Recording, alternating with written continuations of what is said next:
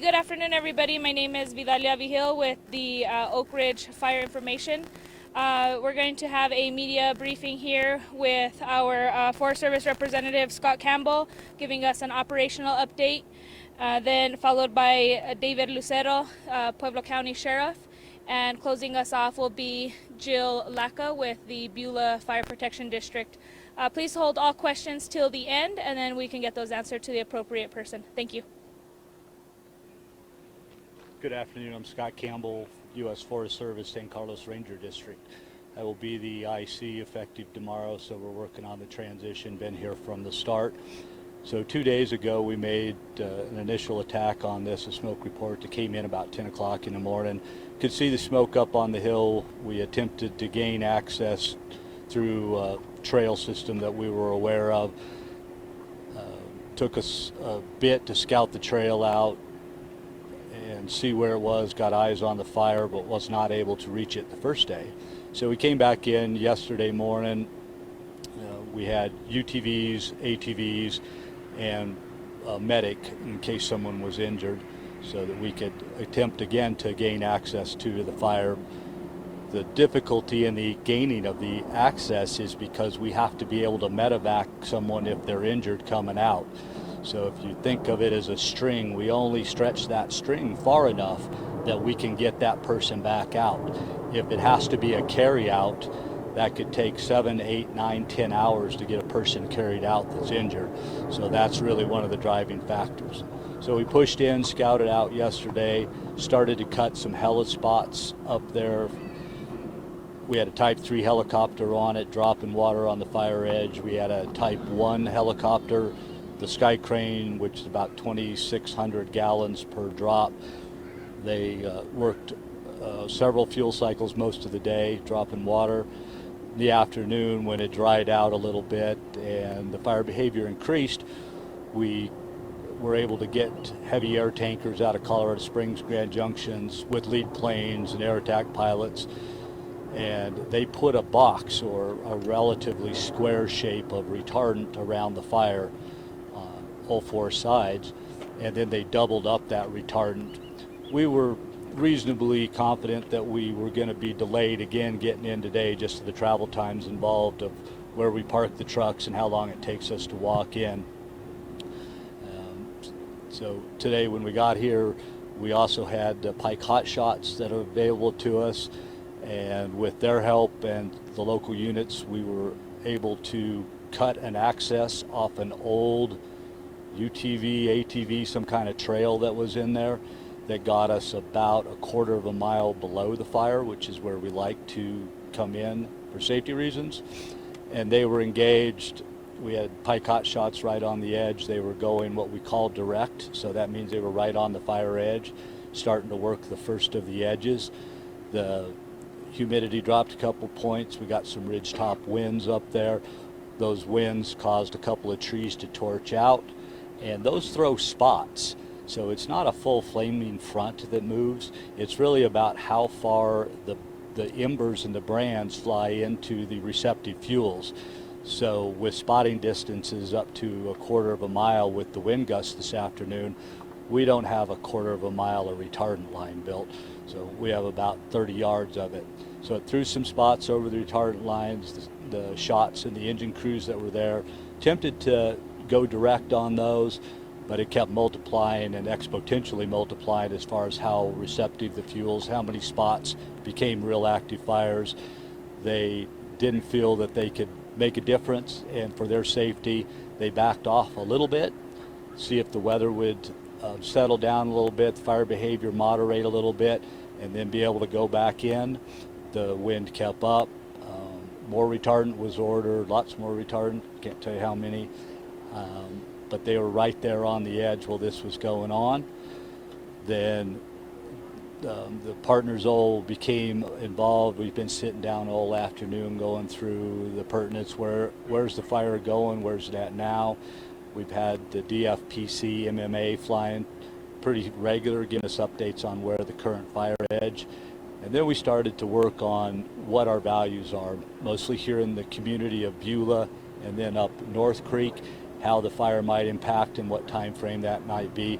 Working closely with Brian Ware, the fire chief here, and Chief Lucero, or Sheriff Lucero, about what the evacs might look like, and work very closely together. They started initiating them based on good science about where it's likely to go. We flew a lot, again, as I said, a lot more retardant, a lot more of the big aircraft, the helitankers, and then began to get back into the subdivisions where the houses are as the interface. How much work is there? What kind of structures are there that would require protection? Quantifying how much, when, and where, and then began ordering. So we've been ordering pretty solid for the last 2 hours. Engines, hand crews, intermediate overhead, high-end overhead, CNG, to get powered up for tomorrow. We'll develop some plans tonight. We try to look at this strategically. So what that means is where we decide to put control lines, they need to have a high likelihood of success based on fuels, the fire weather, and the topography, because it's a waste of exposure to very high risk to go put something in that's not going to hold. So spend a lot of time, when we'll do that tonight, have a look. We've got 2 folks that are just dedicated to that strategic assessment process, and come up with a plan tomorrow. I have a lot of resources that will start arriving early in the morning through tomorrow to help put this plan into effect. Thank you. Good afternoon, everyone. My name is David Lucero. I'm the Pueblo County Sheriff. Currently, the fire size is 213 acres. All of the Middle Creek Canyon subdivision has been evacuated, along with 20 houses that have been placed on evacuation. An additional 40 houses have been placed on pre-evacuation, and we're going to continue to watch this fire throughout, depending on the fire behavior and what our evacuation route and evacuation points would be. We have Pueblo County fire agencies that are helping currently with structure protection on those 20 that have been identified. I wanted to share with the community that should we have to have an evacuation, the shelters at the reception recreation center for Pueblo County Parks and Rec at 1650 Cooper Place. Also, if the community has a need to evacuate animals, the 4-Bar S Ranch Animal Shelter is also available for animal evacuation. I would also like to encourage the public just to keep them informed as this fire progresses, and it could change with the wind. We're seeing some moisture in the air right now. For the community to sign up for alerts so we can push it. That's the quickest way for us to push information from our Emergency Operations Center to the community. And you can sign up at pueblosheriff.com. You can select on emergency alerts and just place your cell phone number in there, because you'll get the latest information and as timely as possible. One other major concern that we have at the path of this fire right now is the watershed, one of the 2 watersheds that feed the town of Beulah. That's of concern right now because earlier the path of the fire was progressing in that direction, and that can contaminate the water system here, so that's something we're watching very, very close. I want to thank the partnership with the U.S. Forest Service, the state, is along with our local county fire agencies. We have a plan. We're working together. We'll be working around the clock to address this and watch this fire behavior throughout the incident. Thank you. I'm Jill Lacka. I am the Public Information Officer for the Beulah Fire Department. We have been up here since we got the first report on Saturday. We originally tried to get eyes on the fire to be able to get information to the Forest Service. In the meantime, we've been shuttling water for them and whatever they've asked for us to do. Right now we are helping on those structure protection teams. And again, we've got a few evacuations going, some pre-evacuations in case things are to change. And then again, the animal evacuation for livestock only at the 4-Bar S Ranch on Highway 78.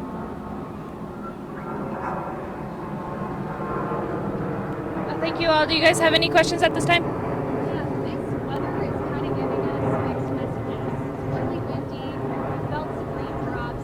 Can you kind of walk us through, like, the weather conditions and progress of this fire?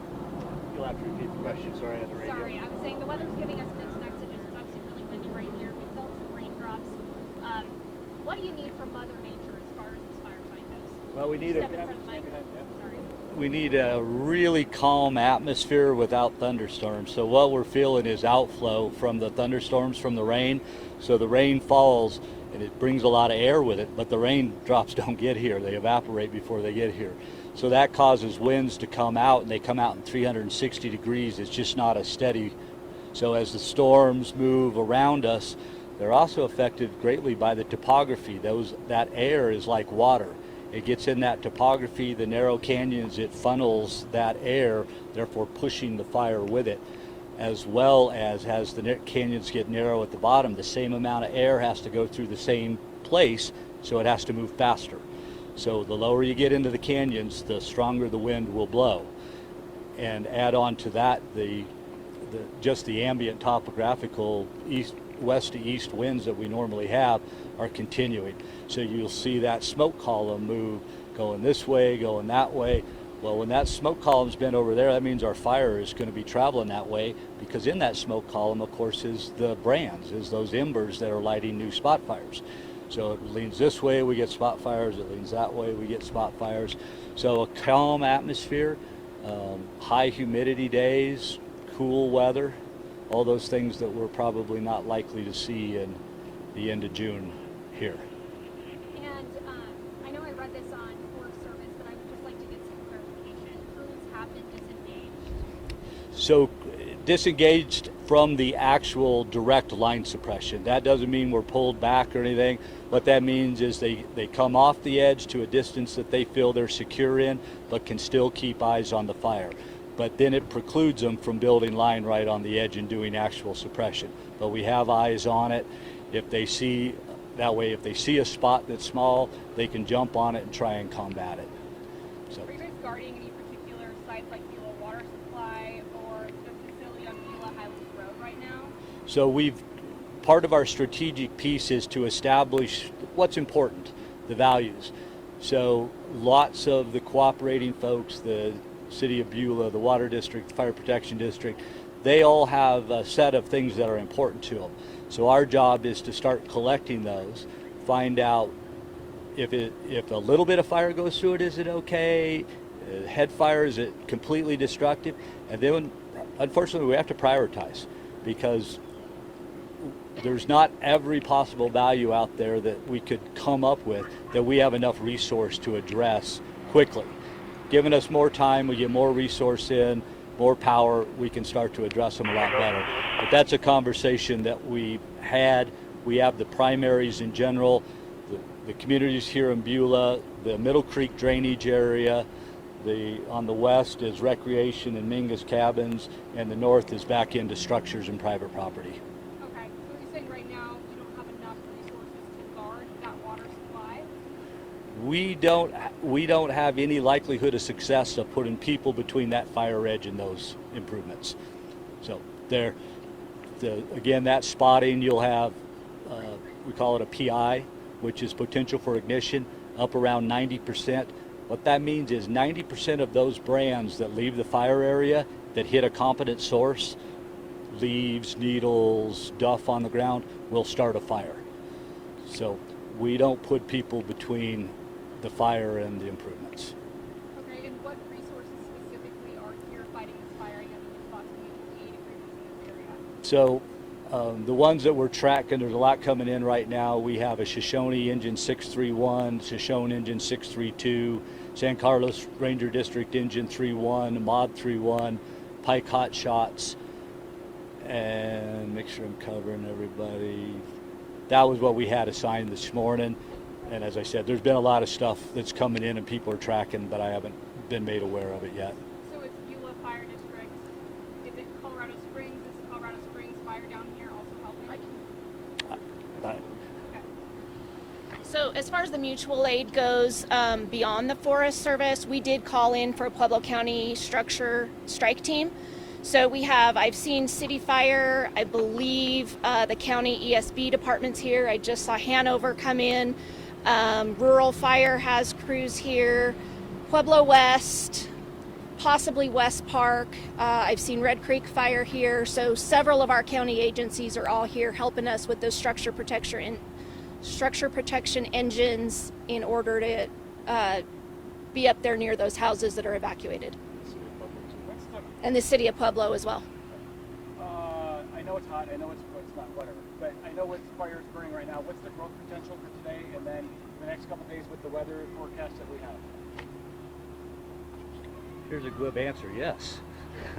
The conditions are there. The fuels are very dry. Even with the precipitation that we've had in the last week, it's been very isolated and spotty. 3 days ago, I was over here on County Road 78 and I got a sprinkle, but by the time I got into Beulah, there was no sign of any moisture or precipitation that had happened. So the precipitation events have not been widespread. Fuel's very dry. It greened up early and it's been under this high pressure dome, under pretty high heat, cooking that stuff out for near on about a week. So the fuels and topography really drive where and when, but we're not seeing any reason. We don't see a large precipitation event yet in the future that's very reliable. So What about fire growth potential for the next couple of days? it's very possible, very possible. What are the fuels? You may have answered this, and I apologize. What are the fuels that are in there? So we've got everything. So we've got grass, we've got oak brush, we've got mixed conifer, a mixture of conifers, and ponderosa. As we get lower, closer to town, we also have a pinyon juniper and cedar mix. I know it looks like deceiving from here to the fire as a crow flies. How far are we talking? Yeah, probably a couple miles. I know that in a small, tight-knit mountain communities like this, everybody wants to pitch in and help. How can the community help you guys with your efforts here? So do some quick cleanup around your house. Get that flammable material out and away from it. We're much more effective when we don't have to do the landscaping in the yard. So it takes time.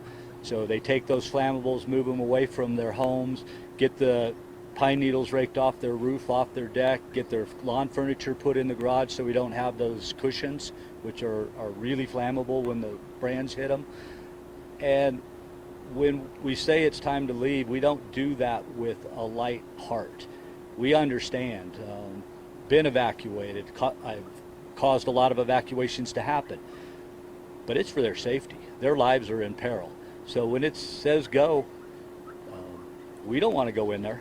So they certainly should go ahead and head out even, and we understand the hardship that places on them, but it's personal safety. And this may be a question more for you, Jill, but Beulah has seen its fair share of wildfires over the years. What have you learned from those fires as far as your evacuation plans?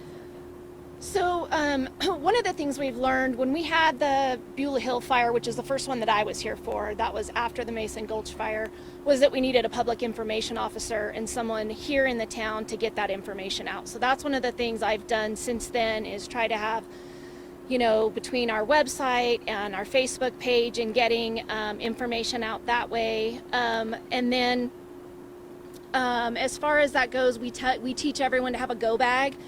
In that go bag is important paperwork that you need, phone numbers that you're going to need, excuse me, maybe even a list of, if I need to evacuate, grab the computer, the photo albums, whatever it is that's on your list.